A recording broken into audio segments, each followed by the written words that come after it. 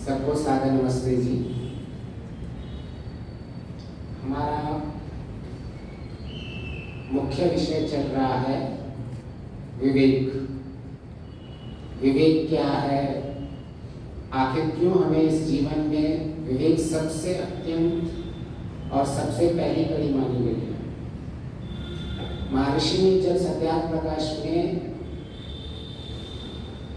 इस संसार में हमें अगर जीना है, कैसे जीना है और कौन अधिकारी है इस जीवन में ज्ञान प्राप्त करके उन्नति करने के लिए, तो उससे सबसे पहले चीज बताइए विवेक।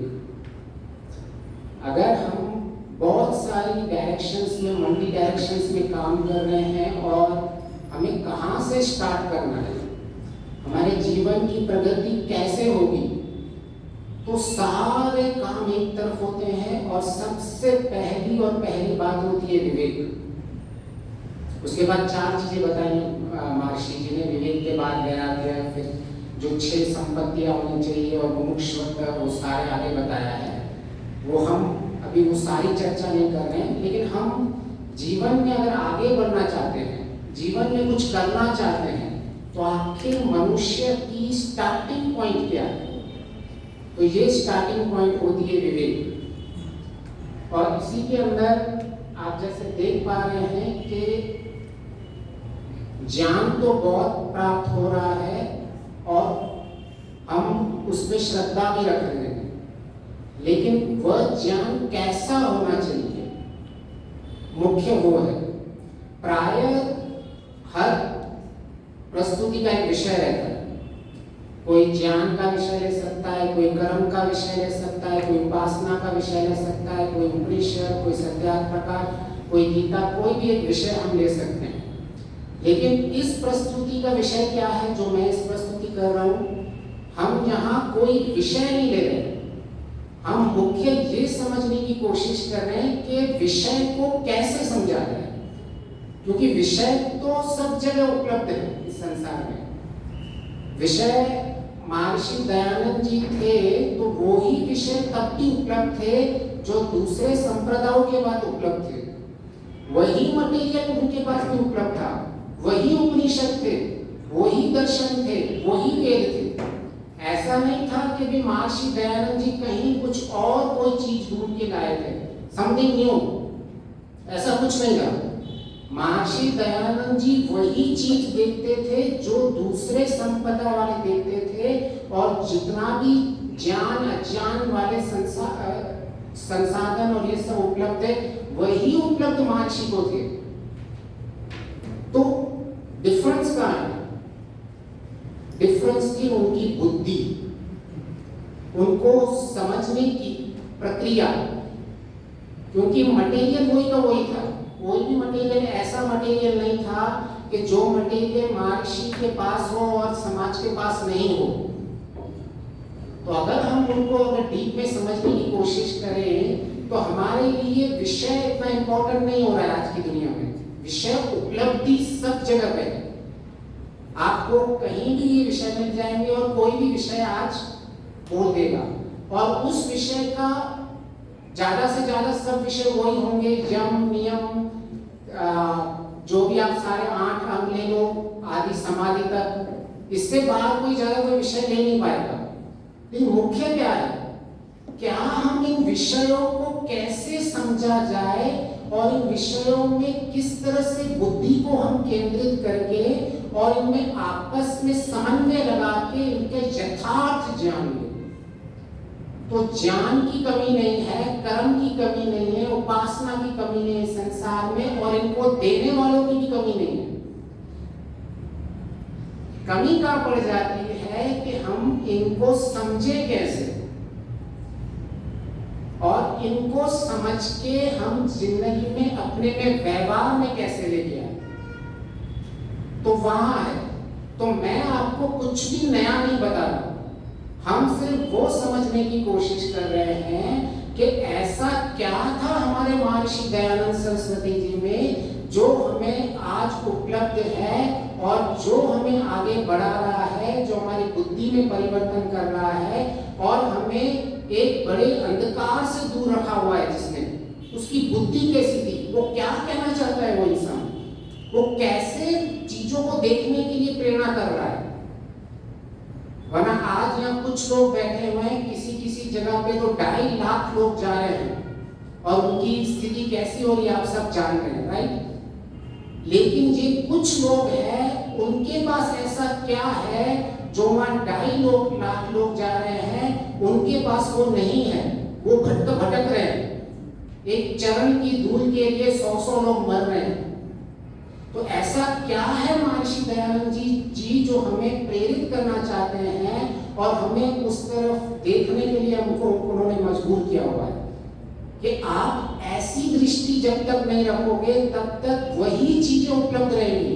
वो आज भी उपलब्ध है, 200 साल पहले उपलब्ध थी, 500 साल पहले उपलब्ध थी और बाद में भी उपलब्ध रहती है। लेकिन परिवर्तन कहाँ करना है? जिस दिन हमको ये परिवर्तन समझ लेंगे, ये दृष्टि समझ लेंगे कि कैसे मुझे वो दृष्टि मिल जाए, विषय वही का वही है, शब्द वही के वही मिलेंगे, अर्थ वही के वही होंगे, ऐसा क्या था, क्या संकेत हमको प्राप्त करना है। तो इसीलिए हमने हमारा विषय वो है कि कैसे किसी विषय को समझा जाए। पकड़ में आ रही बात कि हमारा विषय एक विषय नहीं है, विषय कोई भी विषय हो सकता है। वो आपकी मॉडर्न साइंस हो सकती है, वो आपकी स्पिरिचुअल साइंस हो सकती है, वो आपका कोई भी नॉर्मल लाइफ स्किल्स हो सकती है, कोई भी आपकी वैदिक स्किल्स हो सकती है, कुछ भी हो सकता है विषय। लेकिन उसको प्राप्त कैसे किया जाए और उसको जीवन में कैसे उतारा जाए। तो प्राय हम अक्सर ये कहते रहते हैं कि शब्द तो हम बहुत सुनते हैं लेकिन व्यवहार में होना चाहिए, राइट। तो क्या इससे जो हमारा प्रयोजन है वो सिद्ध हो जाएगा? अगर मैंने किसी शब्द ज्ञान को प्राप्त किया और उसको मैं व्यवहार में लेके आया तो हमारा प्रयोजन क्या है? दुखों की निवृत्ति है और सुख की प्राप्ति। तो क्या अक्सर कुछ और लोग तो कहते होंगे, लेकिन मैं हमेशा कहता रहता हूँ, राइट, ये चीज व्यवहार में लेके आना, व्यवहार। तो क्या शब्द ज्ञान मिलने के बाद और अगर मैं व्यवहार में लेके आ गया तो क्या हमारा प्रयोजन सिद्ध हो जाएगा? क्योंकि अक्सर हम ये कहते रहते हैं, राइट, व्यवहार होना चाहिए, व्यवहार होना चाहिए। अक्सर हम क्या, मैं खुद कहता रहता हूँ, लेकिन कैसा होना चाहिए वो इम्पोर्टेंट है।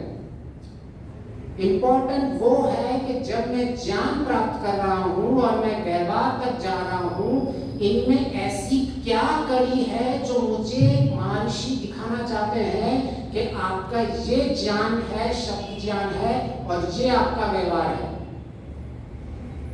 तो उसमें मुख्य चीज यही आती है कि हमको जो भी हमारे शास्त्र दिखा रहे हैं, मुख्य चीज दिखा रहे हैं समन्वय करना। व्यवहार की इतनी जल्दी नहीं है, समय लग गया तो भी चलेगा। शब्द ज्ञान जब प्राप्त कर रहे हैं, श्रवण कर रहे हैं, तो ये जो हम समन्वय बार बार कह रहे हैं, ये आखिर है क्या चीज, इसको हम डिफाइन कैसे करेंगे। तो हमने पिछली बार देखा कि महर्षि की दृष्टि कैसी है कि उन्होंने, वो कहते हैं कर्म और उपासना भी अविद्या है।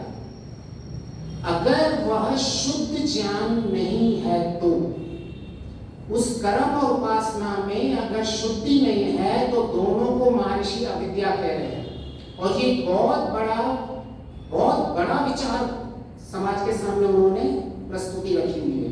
इसको आप एक क्रांतिकारी विचार कह सकते हैं। हमें दिखता ये बहुत छोटी सी चीज है, लेकिन किसी चीज को, उपासना जैसी चीज को अविद्या कह देने का, कर्म जैसी चीज को, सारी संसार, आज गीता को पढ़ने लग जाओ तो कर्म कर्म कर्म की बात करते रहता है। उपनिषदों को पढ़ोगे तो उससे ब्रह्म विद्या उपासना ये वो पर बोलता रहता है। ये महर्षि कहाँ समन्वय लगाने के लिए कह रहे हैं? वो कह रहे हैं जब तक ये शुद्ध ज्ञान का और कर्म और उपासना का नहीं बनता है तब तक हमारे जीवन में विद्या नहीं आ सकती। तो हम जो ये समन्वय शब्द यूज कर रहे हैं, ये ही उस शुद्ध शब्द का प्रकृति के हिसाब से जो हम अभिव्यक्त कर सकते हैं शुद्धता को, वो समन्वयता से अभिव्यक्त करते हैं।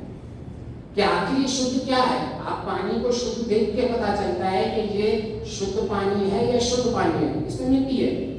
लेकिन अब शुद्ध ज्ञान है वो कैसे पता चलेगा आपको। तो महर्षि वहां केंद्रित करना चाहते हैं कि ज्ञान तो बहुत होगा, लेकिन जब तक इस ज्ञान का आपस में आपको समन्वय नहीं बनाने पड़ेगा, सामंजस्य बना के नहीं चलोगे, तब तक जीवन में परिवर्तन नहीं हो सकता, यहाँ विशेष लाभ नहीं हो सकता। उस समन्वय कौन सी इस कड़ी में ये समन्वय आता है। मैंने शुद्ध ज्ञान प्राप्त कर भी लिया और अब मैं अगर उसको व्यवहार में भी करना चाहूं, लेकिन अगर वो समन्वयात्मक नहीं है तो व्यवहारिक ज्ञान भी गलत हो जाएगा, उस व्यवहारिक ज्ञान का नुकसान होगा।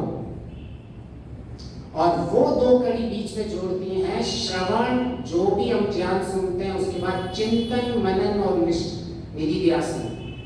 पहले आपने शब्द ज्ञान प्राप्त किया और सीधा हम व्यवहार पे उतर जाते हैं, लेकिन इन दोनों के बीच में जब तक वो ज्ञान में चिंतन मनन नहीं किया हुआ है, उस ज्ञान में निधिध्यासन नहीं होता है, महर्षि कहते हैं वह तब तक यथार्थ ज्ञान नहीं है।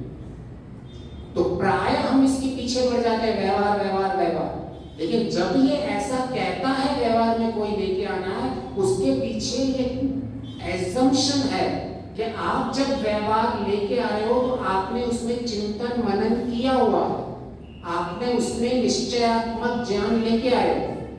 और यही विशेष चीज है जो महर्षि जी हमको केंद्रित करना चाहते हैं कि केवल अगर आपने उपासना की, केवल अगर कर्म कर दिया है, लेकिन उसमें आपने चिंतन मनन नहीं किया है, उसमें आपका खुद का निश्चयात्मक ज्ञान नहीं है, तब तक जीवन में आपकी उन्नति नहीं हो सकती, हमारा प्रयोजन सिद्ध नहीं हो सकता।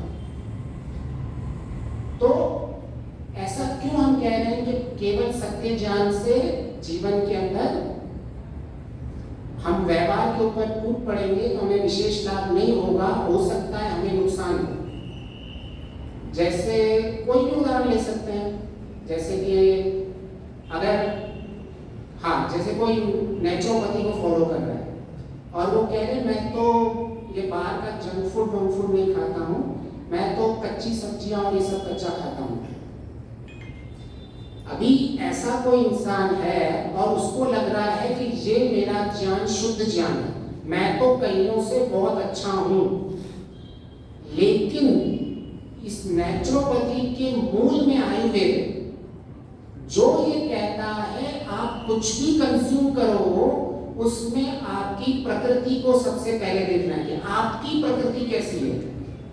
तो आपको वो लगेगा, इंडिपेंडेंट स्टेटमेंट देखोगे तो हाँ मुझे जंक फूड से चाहिए, सब्जियां खानी चाहिए, लेकिन आप समन्वय नहीं लगाओगे। अगर आपकी प्रकृति का एग्जांपल दे दूं कि आपकी अगर वात कफ प्रकृति है और आपने ऐसी कच्ची चीजें खाने कर ली तो आपका नुकसान 10 गुना बढ़ जाएगा। और वो इंसान ये सोच के खा रहा है कि मुझे तो शुद्ध ज्ञान है, मैं तो ये जंक फूड नहीं खा रहा हूँ, मैं ये कच्ची सब्जियां खा रहा हूँ तो मुझे ज्यादा फायदा होगा, लेकिन उसने समन्वय नहीं लगाया। क्योंकि मूल आयुर्वेदिक का समन्वय तब लगता है, वो कहते हैं तीनों दोष सम अवस्था में हो।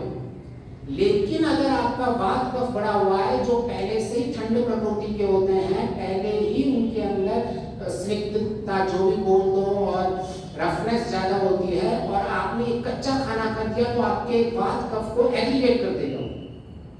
और हम क्या समझते हैं कि मुझे ये जो ज्ञान मिला हुआ है, मैं तो बहुत अच्छा ज्ञान वाला हूँ, इन सब जंक फूड वालों से बचा हुआ हूँ, लेकिन वो अपना और नुकसान कर रहा है। और प्रथम दृष्टि कैसे लग रही है, अरे मैं तो बहुत बढ़िया कर रहा हूँ। ऐसी ही हमारी प्रथम दृष्टि सब जगह लगती है। हम समन्वयात्मक ज्ञान लगाते ही नहीं है किसी भी चीज के अंदर कि इसका जो भी है, यहाँ तक आपको करना है कोई काम, तो उसके पीछे और क्या क्या चीज है जो मुझे व्यवहार से पहले लेके आनी। हम टूट पड़ते हैं सीधा व्यवहार में और अपने आप को बहुत ज्ञानवान समझते हैं। देखो मैं तो ऐसे शुद्ध खान पीने वाला हूँ, और वो हम अपने शरीर का नुकसान करते जा रहे हैं, क्योंकि वो ठंड जो चीज है वो वातकफ वालों को तो गरम गरम चीजें खानी चाहिए और उनके लिए जितनी चीजें में संस्कारित की जाती हैं ऐसी प्रकृति वालों के लिए। और ऐसे ही अगर आप कुछ भी नेचुरोपैथी का खाते रहोगे तो सबसे बड़ा जो लाइव उदाहरण मिलेगा आपको, नेचुरोपैथी जो होगी वो असमन्वयत्मक ज्ञान है आयुर्वेद के समन्वयक ज्ञान का। बहुत सारे लोग आपको दिखेंगे नेचुरोपैथी दिखेंगे ऐसे और फैल रहा है ये ज्ञान और लोग खुश हो रहे हैं उनको लेके एप्लीकेबल करके, और उनको लग रहा है कि मैं बहुत ज्यादा आगे बढ़ रहा हूँ। ये मैं एक स्टेटमेंट आयुर्वेदिक आचार्य से बोल रहा हूँ, जो एक बार हम गाड़ी में जा रहे थे तो बोले लकी भाई कि जितना बेला अगर नेचुरोपैथी वालों ने किया है उतना तो किसी और ने भी नहीं किया होगा। और वो अभी वेदों का भाष्य लिख रहे हैं और उनके आपको आयुर्वेदिक में बहुत सारे अच्छे मिलेंगे। और वो कह रहे थे मैं लकी भाई मैं खुद पहले नेचुरोपैथी करता था और उन्होंने फिर आयुर्वेद पढ़ा और उनको पूरा का पूरा जान हुआ कि आखिर वो क्या करते थे। ऐसे हम अपने जीवन को गलत राह में लेके चलते हैं एक अच्छा समझ के। क्यों कमी सिर्फ कहाँ रह गई है समन्वय। वो स्टेटमेंट अपने आप में गलत नहीं है जो कहता है कि हमें ये चीजें खानी चाहिए, जितना हो सके रॉ फूड को कंज्यूम करो, वो स्टेटमेंट अपने आप में गलत नहीं है। लेकिन अगर आपने उसको समन्वय नहीं लगाया तो स्टेटमेंट गलत हो जाएगा।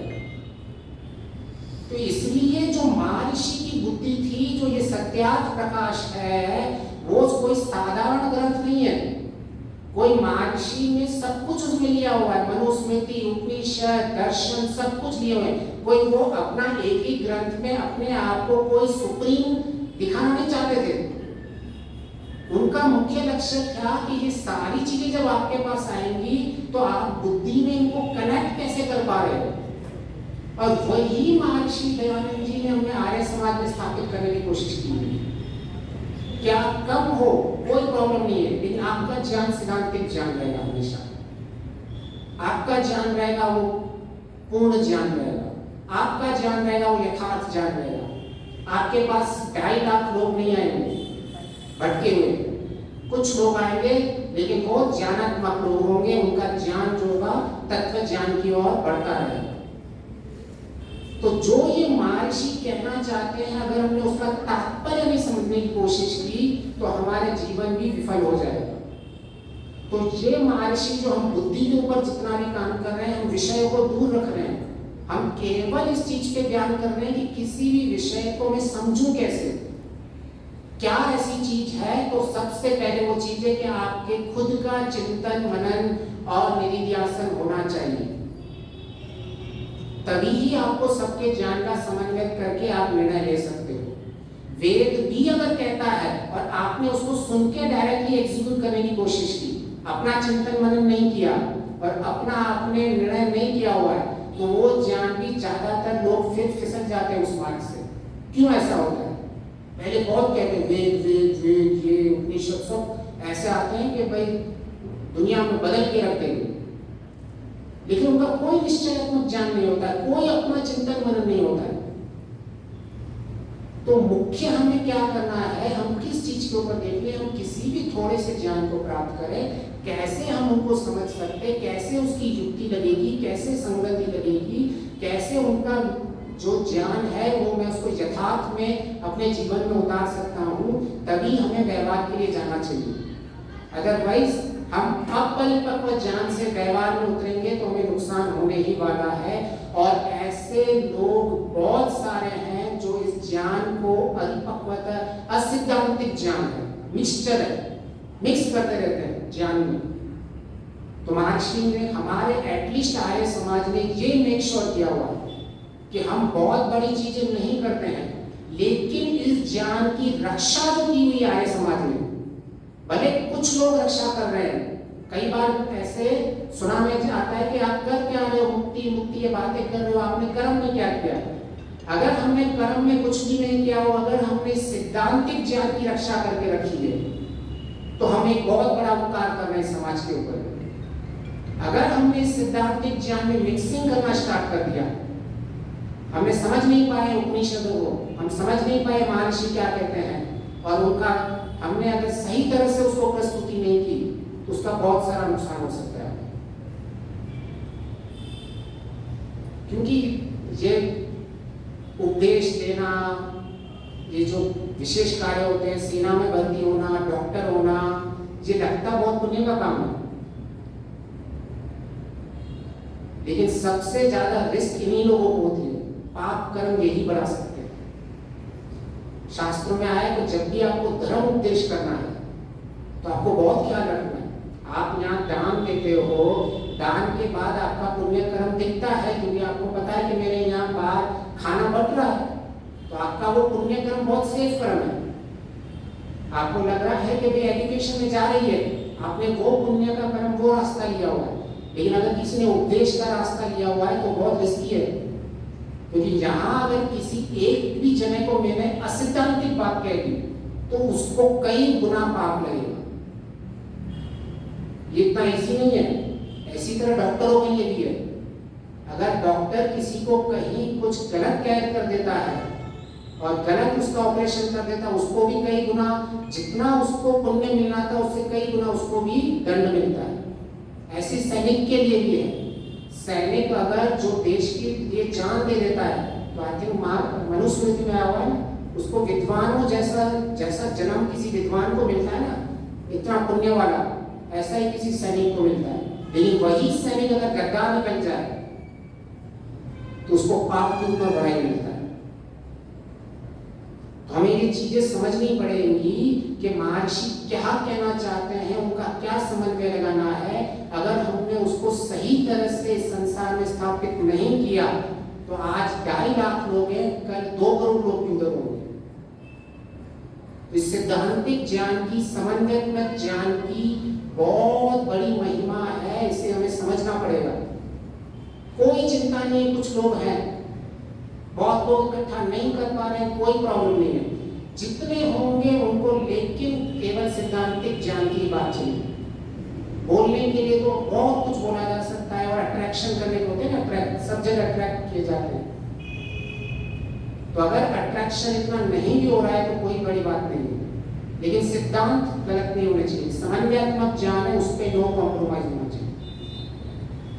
कई बार हम इस चीज को नेग्लेक्ट कर देते हैं और हमें ऐसा लगता है कि समथिंग, लेट्स मूव फॉरवर्ड। लेकिन महर्षि का एक शब्द जो है सारी की सारी जो चीजों में अलग थलग कर देता है। महर्षि की शैली ऐसी है। जितने भी ये आज समाज में जितना भी ये शास्त्रों का ज्ञान फैला हुआ है, क्या अनेक जी ने शब्द दिया था, प्रस्थानत्रय, सही शब्द है ये। इन जो ये 3 इसमें चीज आती है मुख्य, उपनिषद, भगवत गीता और ब्रह्मसूत्र, सही है ना, ये 3 आए थे जो मुझे जितना याद है आपने कहा था। तो ये 3 दिनों का चीजों का, ग्रंथों का ज्ञान सब जगह फैला हुआ है, और यही ज्ञान है जो महर्षि के पास भी यही 3 थे। लेकिन महर्षि ने इनमें से वो चीज हमारे लिए निकाल के रखी है जो अन्य लोग नहीं कर पाए। हमें उस चीज पे ध्यान देना है। अगर हम भी उनकी तरह बनते जाएंगे, जैसे वो लोग समझने की लगाएंगे, तो आर्य समाज का उद्देश्य ही नहीं रहेगा। आप तीनों ये ग्रंथ पढ़ के देखना, इतना अगर आप समन्वय, आपने बुद्धि नहीं है, आपकी निश्चयात्मक बुद्धि नहीं है, अगर आपने यथार्थ ज्ञान की बुद्धि नहीं बनाई हुई है, तो ये शास्त्र आपको कहां का कहां लेके चलेगा। सारे भटकाव ही भटकाव लेके चलेंगे आपको। कुछ भी वहां कुछ भी कहा कि चांद, सूरज, ये सब ईश्वर की आंखें हैं, ये ईश्वर का हृदय है, ये संसार, पृथ्वी ईश्वर के पैर है, इस तरह से समझाया गया है। कैसे विशाल रूप है आपके ईश्वर का।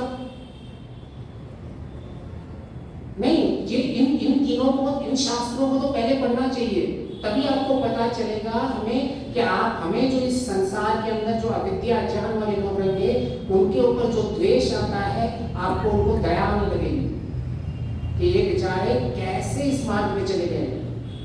और उसका सिर्फ एक ही करेगा, उसका एक ही निश्चय आएगा आपका कि इन लोगों ने समन्वयात्मक ज्ञान नहीं लगाया। उन्हीं सूत्रों को, उन्हीं मंत्रों को, उन्हीं को देखा हुआ है, उन्हीं को ही लेके आगे बढ़ रहे हैं। तो मैं मुख्य इस चीज पे, मेरा एक्चुअली विषय विवेक में और मैंने प्रस्तुति बनाई हुई है, लेकिन मैं उस प्रस्तुति से पहुंचने से पहले ये एक भूमिका बना रहा हूं कि क्योंकि उस जटिल विषय में अगर हम अंदर के विषय में जाएंगे और हमारी बुद्धि की समन्वयात्मक नहीं होगी तो हम कहीं का कहीं लगा देंगे। तो हमने ये एक सपोज एग्जांपल लिया हुआ है, ये मुंडक उपनिषद का है। इसका आप अगर सीधा का सीधा एक नॉर्मल अर्थ लेंगे तो इसमें ऐसा लिखा हुआ है कि हृदय की सारी ग्रंथियां खुल जाती हैं, समस्त संशय छिन्न भिन्न हो जाते हैं तथा मनुष्य के कर्मों का क्षय हो जाता है जब उस परतत्व का दर्शन हो जाता है। जब मतलब ये सब क्या कहना चाह रहे हैं कि यहाँ इसके अंदर कि आपके सारे जो संशय हैं, जो आपकी जो अविद्या की ग्रंथियां हैं, और अगर आपने कर्मों को नष्ट कर दिया, अपने दुष्ट कर्मों को नष्ट कर दिया है, तो आपको उसके दर्शन से ये सब नष्ट हो जाएंगे। मतलब ये ऐसे कहना चाह रहा है कि ईश्वर के दर्शन करोगे तो आपका शॉर्ट में अंतःकरण शुद्ध हो जाएगा। मतलब यहाँ ऐसा कहना चाह रहा है कि पहले ईश्वर, हम मतलब वो चीज दे रही थी ना हमने कि उपासना, कर्म और ज्ञान, तो हमने उपासना विषय को समझने की कोशिश की थी कि ये उपासना वाले ऐसा क्यों इतना ध्यान ध्यान ध्यान समाधि समाधि करते रहते हैं। ये देखो इसमें लिखा हुआ है, बेचारे सही बोल रहे हैं सारे, इन्होंने उपनिषद पढ़ा हुआ है और इसमें ऐसा लिखा हुआ है कि ईश्वर को दर्शन से आपके सारे संशय चले जाते हैं, आपकी सारी ग्रंथियां खुल जाती हैं और इसमें देखो आपके कर्मों का क्षय हो जाता है। तो आप क्यों टाइम वेस्ट कर रहे हो कर्म के ऊपर और ज्ञान के ऊपर? लग जाओ ध्यान में, उपासना में, और लगी हुए सारे लोग पड़े हुए सारे।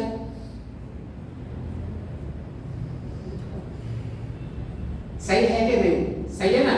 ध्यान और उपासना में बैठ जाओ। क्यों हम टाइम वेस्ट कर रहे हैं सब कर्म के चक्कर में बैठे हुए हैं, ज्ञान प्राप्त करने के चक्कर में बैठ जाओ, आपको ईश्वर दे देगा ज्ञान। इतना ही तो करना है, सब कुछ ईश्वर तो देने वाला है। क्या मूर्ख है ये लोग जो कर्म में बैठे हुए हैं, जो ज्ञान प्राप्त करने वाले हैं, जो कह रहे ज्ञानात् मुक्ति लगेगा, टाइम पास कर रहे हैं। यहाँ देखो प्रमाण मांगते हैं ना लोग, और ऐसे लोग प्रमाण को प्रकट भी करते हैं, यही प्रमाण है। ऐसे आपको लोग प्रमाण दिखाएंगे कि आप क्या बड़ी बड़ी बातें कर रहे हो। पहले अंतःकरण शुद्ध, यम नियम का पालन करना। आपने उपनिषद नहीं पढ़े हुए हैं, यही असली ब्रह्म विद्या है। आपने ब्रह्म विद्या तो पढ़ी नहीं हुई है और बड़े आए हैं ध्यान के ऊपर प्रवचन करने के लिए। अब देखो महर्षि क्या कहते हैं, जब इस जीव के हृदय की अविद्या अज्ञान रूपी गांठ कट जाती है, सब संशय छिन्न होते हैं और दुष्ट कर्म क्षय को प्राप्त करते हैं, तभी उस परमात्मा की जीवात्मा के आत्मा के भीतर व्याप्त होता है। उल्टा है ना? महर्षि की बुद्धि मतलब मैं आपको इन वचनों के ऊपर मेरा कोई ये है ना, ऐसे मैं उपनिषद मेरा विषय नहीं है ना, मेरा जब मैं आपको वो दृष्टि दिखाना चाहता हूं कि महर्षि की दृष्टि को अगर आपने सही कर दिया तो कितना नुकसान हो सकता है। ये पूरा का पूरा उल्टा बोल रहे हैं महर्षि। एक में ऐसा कह रहे हैं कि ईश्वर के दर्शन से आपका अंतःकरण शुद्ध होगा, और महर्षि उल्टा कह रहे हैं कि पहले आप कर्म करो, पुरुषार्थ करो। ये पुरुषार्थ की बात चल रही है। पहले आप हृदय में से अविद्या की अज्ञान रूपी की गांठों को दूर करो, जितना भी आपने संशय है उनको दूर करो, और आपकी जो दुष्ट कर्म है उनको कम करो, तभी जाके आप ईश्वर के प्राप्त करने के लिए आपको समन्वय बनेगा आपका। केवल महर्षि को अगर साइड लाइन रख के हमने समझने की कोशिश की तो हम वैसे ही बन जाएंगे जैसे सारा संसार आज जा रहा है। असिद्धांतिक बातें लगेगी सारी सारी। ये देखो कैसे खोला हुआ है, वहां सीधा सीधा आप शब्द का अगर अर्थ निकालोगे, ये व्याकरण वालों का ही शब्द का अर्थ निकलेगा, पहले स्टेशन है तो पहला स्टेटमेंट है, ये व्याकरण का ऐसा ही शब्द अर्थ निकलेगा।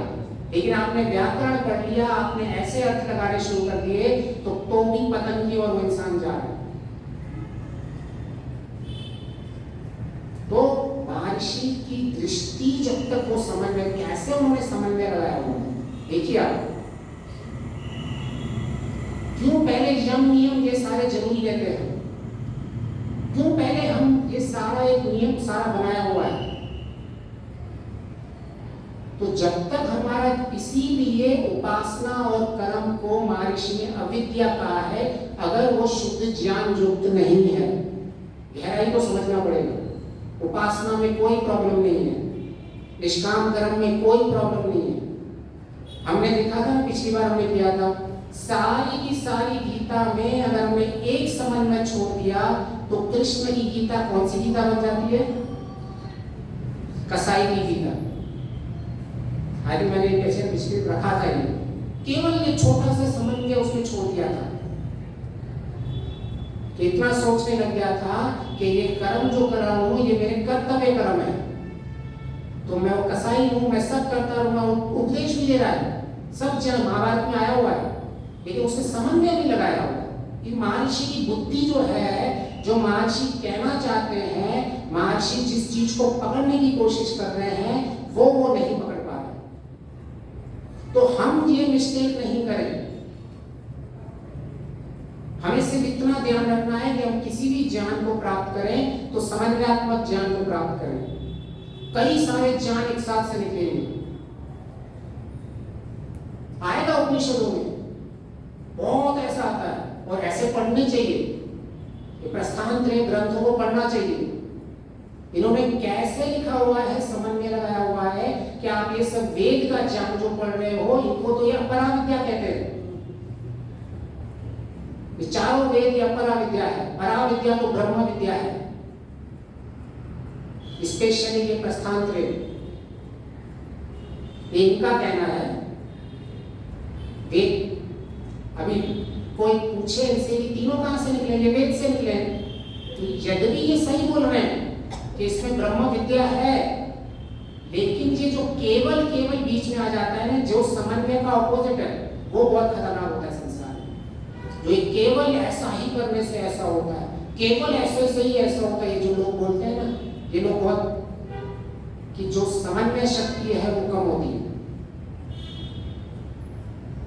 तो इससे हम क्या समझने की कोशिश करेंगे, सिंपल से एग्जाम्पल से। ऐसे कई एग्जाम्पल है, मतलब महर्षि के आप एक एक चीज को पढ़ने की कोशिश करोगे तो ऐसे कई उदाहरण मिल जाएंगे कि एक छोटी सी चीज महर्षि की इतने बड़े परिवर्तन लेके आएगी। ये कर्म के ऊपर भी छोड़ो, जो सारा दिन लोग बोलते रहते हैं कि भाई निष्काम कर्म, परोपकार कर्म, यज्ञमय कर्म, बातें करते रहते हैं सारा दिन, उसके ऊपर भी ये लगेगी। उसको आपको कोई तो उपनिषद दिखा के देख लेगा, आपने अग्निहोत्र किया ना, आज वो उपनिषद का कोई प्रमाण दे देगा कि ये जो आप अग्निहोत्र कर रहे हो, ये दान दे रहे हो, ये तो सब अपरा विद्या है, इससे कुछ नहीं होने वाला है। लेकिन अगर समन्वयात्मक बुद्धि नहीं होगी तो आप चलते रहोगे जैसे ऋषि कह रहा है। और वो ऋषि क्या कहना चाहता है उस पर, कोई भी प्रमाण, आज हर कोई प्रमाण मांग रहा है, लेकिन क्या उस प्रमाणों के समझने के लिए समन्वयात्मक बुद्धि है हमारे पास? देखा है, सुना है ना, वेद का प्रमाण है, ऋषि का प्रमाण है, सब पूछते रहते हैं। और ऋषि का ही प्रमाण है, कह रहा है कि भाई तुम ये जो यज्ञ कर रहे हो, अग्निहोत्र कर रहे हो, इनसे कुछ फायदा नहीं होता, ये तो अविद्या है। लेकिन वहां समन्वयात्मक बुद्धि क्या लगानी पड़ेगी आपको कि हाँ, अगर केवल यही कर रहे हो, केवल और समन्वयात्मक आपस में उल्टे हैं। अगर हमने केवल इसी चीज पे लगते रह गए, केवल हम हवन करते रह गए, कर्म कांड उस समय पे पहले बहुत चलता था। कर्म कांड लोग अपनी सारी जो कामनाएं थी कर्म कांड से ही पूरा करना चाहते थे, और इन्होंने ब्रह्म को तो स्वीकार करना ही बंद कर दिया था कि जो ये सारी उपासना को, ध्यान को समझ नहीं पा रहे थे। कर्म कांड, कर्म करो। ये महर्षि क्या कहते हैं उस कर्म के लिए। महर्षि क्या कहते हैं उपासना के लिए? महर्षि कौन से ज्ञान को अविद्या कहते हैं? उनका हमको समझेंगे नहीं तो हम बहुत अर्थ का अनर्थ कर देंगे, और ये ऐसा हो भी रहा है। आज के जो ये 2.5 लाख लोग हैं, 121 लोग मरे हैं, वो ऐसे ही उस स्थिति तक नहीं पहुंचे हैं। सालों तक दूषित ज्ञान थोड़ा थोड़ा थोड़ा थोड़ा थोड़ा होते हुए वहां तक पहुंचेंगे। हमें सिर्फ ये स्वीकार करना है कि हम जो यहाँ वेदों का ज्ञान कर रहे हैं, इसमें एक क्लेश भर का भी असिद्धांतिक ज्ञान नहीं होना चाहिए। एक तो संसार के लिए, और दूसरा हमारे पाप कर्म नहीं बढ़ने चाहिए। तो इसका एक सिंपल सा अगर समझने की कोशिश करेंगे तो प्राय ये ऐसा हमें लगता है, मेरे विषय जटिल इसलिए बोल रहा था कि हम प्राय ऐसा सोचते हैं कि ध्यान उपासना से हमारे अंतःकरण में सारा मलिनता हट जाएगी। वह भी अपने आप में एक सत्य है। सारा शब्द जो ये यूज हो रहा है तुम्हें वहां देखना पड़ेगा। एक सत्य ये है जो महर्षि कह रहे हैं कि पहले आपको पुरुषार्थी बनना पड़ेगा, पहले सारे संशय दूर करने पड़ेंगे, आपके सारे अविद्याओं का नाश करना पड़ेगा, आपको दुष्ट कर्म रोकने पड़ेंगे। और अगर मैं जब संध्या उपासना कर रहा हूं, उससे भी मुझे कैसे अंतर पड़ेगा मेरे जीवन के अंदर, उसे हमें समझना पड़ेगा। कि यहाँ शब्द यूज किया है पहले वाले में कि सर्व, जब भी शब्द यूज किया हुआ है सर्व संशय, तो आपका जो मुख्य पहले काम चलेगा जब आप क्रिया योग, योग दर्शन में जो 8 अंग है वो एक साइकिल है। पहले आपने अपना थोड़ा थोड़ा अंतःकरण को शुद्ध किया, आपने अपने संशयों को दूर किया, अभी अपने आप को आपने दुष्ट कर्मों से बचाया। इस स्थिति में आपने पहुंच गए और आपकी बहुत ही अच्छी स्थिति बन गई, आप अच्छी असंप्रज्ञा समाधि तक पहुंच गए। उसके बाद ईश्वर के दर्शन से जो तद्वीज होने वाली चीज है वो ईश्वर की सहायता से होती है। तो अभी ये समझ में लगा।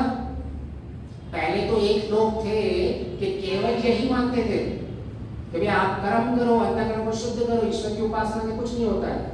दूसरे लोग कहते हैं सिर्फ उपासना करो, मेन तो ईश्वर है जो आपके अंतःकरण को शुद्ध बनाने वाला है। लेकिन दोनों में समन्वय कैसे आया? पहले आप खुद कर्म करते हो, अंतःकरण को शुद्ध करते हो, संशयों को दूर करते हो, ये आप कर। ईश्वर का डायरेक्ट कोई इनपुट नहीं आया है, जिसको डायरेक्ट बोलते हैं ना, ईश्वर चेंज कर ले रहा है हमको, डायरेक्ट अभी ईश्वर नहीं कर रहा है। अभी ईश्वर की व्यवस्था काम कर रही है। ईश्वर ने पहले से ही हमें व्यवस्था के अंदर बुद्धि देख के रखी है। ईश्वर ने पहले ही हमें ये संसार दे के रखा हुआ है। ईश्वर ने पहले ही हमें आज्ञाएं बता के रखी हुई है। ईश्वर ने पहले ही हमें ये वेद ज्ञान दे के रखा है। अभी हमको बैठ नहीं जाना है ईश्वर के लिए। जब तक ये ईश्वर मेरे को ज्ञान नहीं देगा ना, तब तक तो मेरा अंतःकरण शुद्ध नहीं होगा। बैठ नहीं जाना। प्राय ये ध्यान उपासना वाले लोग ऐसे बैठे रहते हैं, और ये जो कर्म वाले हैं ये ध्यान उपासना को लो लेवल में रख देते हैं, इसकी कोई जरूरत नहीं है। लेकिन यही चीज है, जैसे आपका अंतःकरण शुद्ध होता है, आप स्तुति करते रह गए, स्तुति से आपने ईश्वर जैसे गुण कर्म स्वभाव करे, ईश्वर के जैसे आपकी प्रीति हो रही है। अभी भी स्तुति जब उपासना में हो रही है तो भी ईश्वर का ज्ञान नहीं मिल रहा है। आपका जो ज्ञान है बुद्धि के अंदर, जो ईश्वर ने पहले से ही दिया हुआ है, उसको आवृत्ति करके आप परिपक्व बना रहे हो। उसके बाद जब आप प्रार्थना कर रहे हो, प्रार्थना में भी ईश्वर का ज्ञान डायरेक्ट नहीं आ रहा है। उस प्रार्थना में सबसे पहले आपके अंतःकरण शुद्ध हो रहा है, आपका अहंकार का नाश हो रहा है, आपको मोटिवेशन मिल रहा है। तीसरी चीज सहायता आती है। अभी जब ईश्वर सहायता दे रहा है, अभी ईश्वर ने ये सारा पुरुषार्थ देखा हुआ है, अभी हमने इतने सारे पुण्य कर्म किए हुए हैं, अभी हमारी प्रार्थना सुनी जाती है। और वो जब प्रार्थना भी सुनी जाती है तो ईश्वर उस प्रार्थना में हमारे में परिवर्तन नहीं करता है। ईश्वर केवल प्रेरणा दे रहा है, और कर्म करने की स्वतंत्रता तो हमारी ही रहेगी ईश्वर की प्रेरणा देने के बाद भी।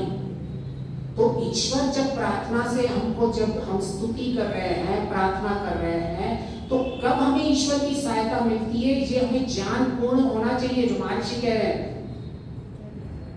तो हमें जो ज्ञान मिलता है ईश्वर की, पहले ईश्वर की व्यवस्था से मिलता है। जो सहायता मिलती है वो ईश्वर की व्यवस्था से सहायता मिलती है, वो ईश्वर की स्तुति से मिलती है, ईश्वर की प्रार्थना से मिलती है। वो अंत स्थिति है, वो समाधि वाली स्थिति, जहां हमें ईश्वर का डायरेक्ट ज्ञान प्राप्त होता है। लेकिन प्राय आप ऐसे बैठ जाओगे और कोई काम नहीं करो, ऐसा हम फैलाने लग जाएं कि नहीं मैं आप बैठो आज, क्योंकि मैं से कई विद्वानों से मिल रहा हूँ जो केवल ध्यान को इसी चीज में लेके जा रहे हैं, उपासना को इसी डायरेक्शन में लेके आ रहे हैं। अंत में तो ये पहली स्थिति, पहली जैसे इसका विवरण किया हुआ है कि ईश्वर आपका सब कुछ कर लेगा, आत्मा का कोई इंपॉर्टेंस ही नहीं है, सब कुछ ईश्वर ही कर रहा है, ईश्वर को समझ ही नहीं पा रहे।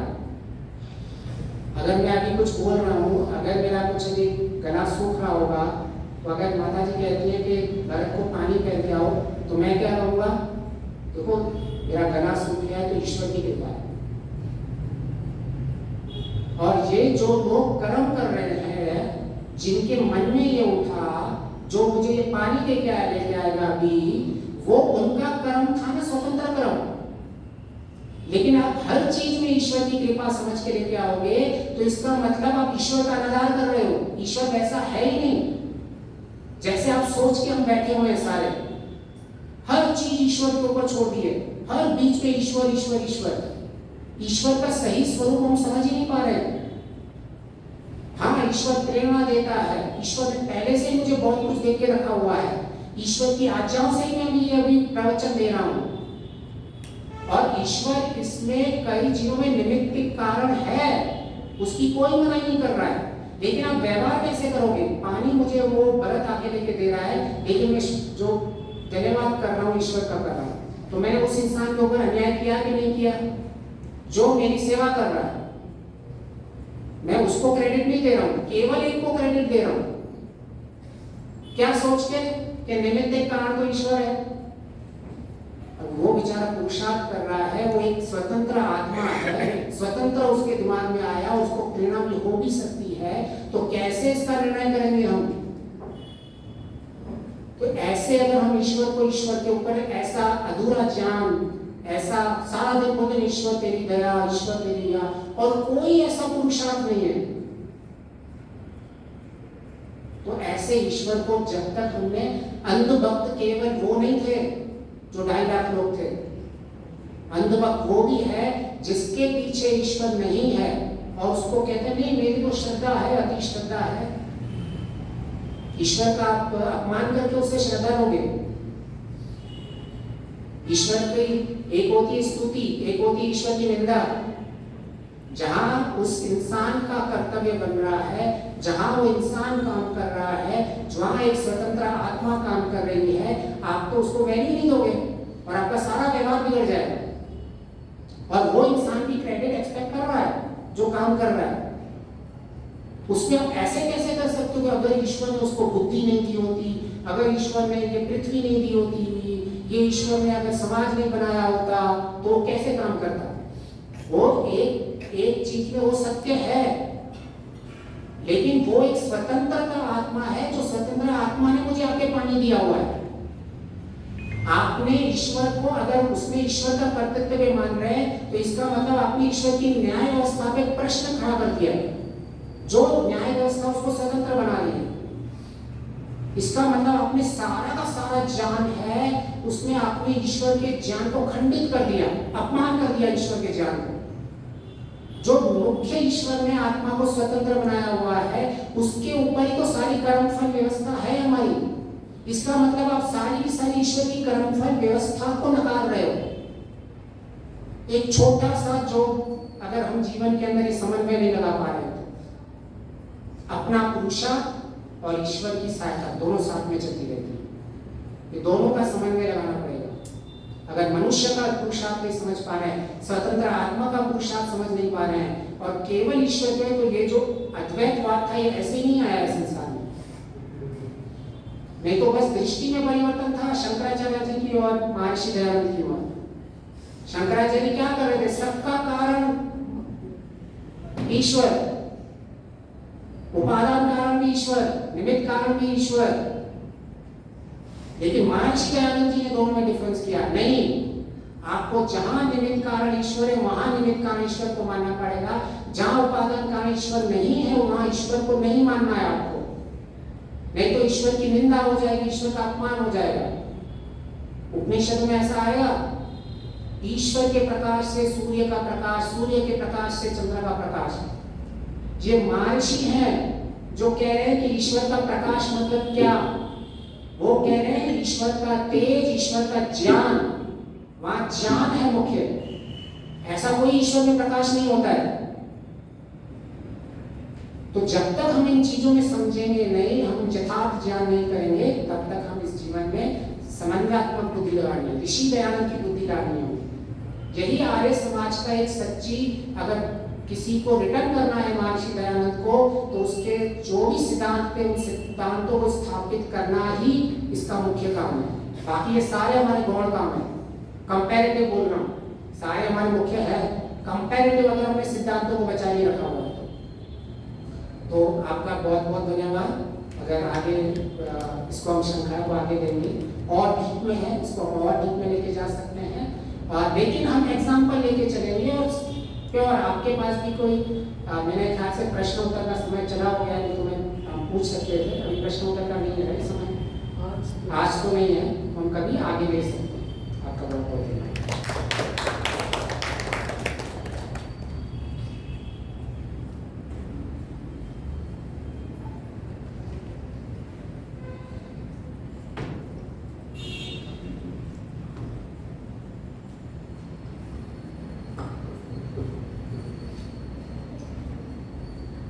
आज के इस साप्ताहिक सत्संग में सबका अभिवादन करते हुए सादर नमस्ते। इतनी अच्छी बातें सुनने के बाद कुछ और कहते बनता नहीं है। इतना ही मैं कहना चाहूंगी समन्वय के कॉन्टेक्स्ट में कि परमात्मा के ऊपर सब कुछ डालकर अपनी जिम्मेवारी से बचना नहीं है। और रही ये बात समन्वय की, और जो उपनिषद को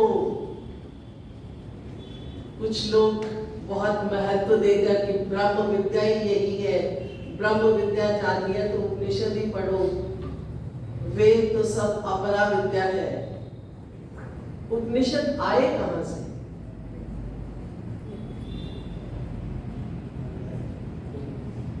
गीता का ज्ञान आया कहां से?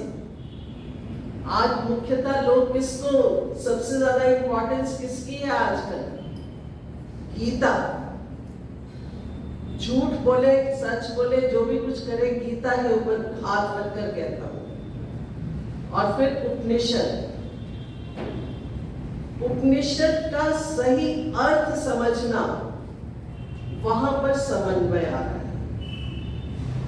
और उस समन्वय को लाने के लिए अगर मैं एक लेमैन लैंग्वेज बोलूं कि पहले गंदगी को हटाएंगे तो फिर उसमें कुछ स्वच्छता आ सकती है, उसका लाभ होगा। अगर पहले सारा अज्ञान है उसको नहीं हटाया, अगर बर्तन में पहले नीचे गंदा पानी है या हमने बर्तन को साफ नहीं किया, उसमें कितनी भी अच्छी खीर आप डाल लो, हम खाना चाहेंगे? हम नहीं खाएंगे।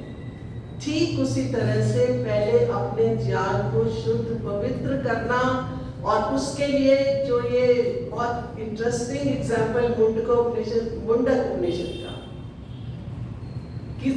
कितना लोग भ्रमित करते हैं, मिसगाइड करते हैं कि क्या करना पढ़कर, क्या करना यम नियम, ये इतना लंबा प्रोसेस क्या फॉलो करना, क्यों ना सीधे उपासना भक्ति में बैठो और छुट्टी।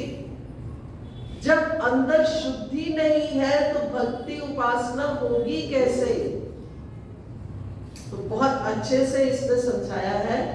उन बातों को लेकर हम खुद भी समझ सकते हैं, और इसी बात पर अपने खुद विवेक जो परमात्मा ने हम सबको उसकी व्यवस्था से हमें ऑलरेडी दिया हुआ है, हमारी बुद्धि, उसको बुद्धि को हमने क्या करना है? और अधिक परिष्कृत करना है, उसको और अधिक शापन करना है, ताकि हम सच और झूठ, अज्ञान और ज्ञान में बहुत थिन लाइन आप कह सकते हैं उससे हटकर सच्चाई को जानना है। और यही हमारा जो है महर्षि दयानंद के प्रति एक हमारी श्रद्धांजलि कह लीजिए, या हम एक अपना कर्तव्य निभा पाएंगे अगर हम सत्य को उजागर करके और उसको अपने जीवन में ला पाएंगे। बहुत बहुत धन्यवाद विवेक। विवेक तो आपका विषय था लकी, और मैं तो इन लोगों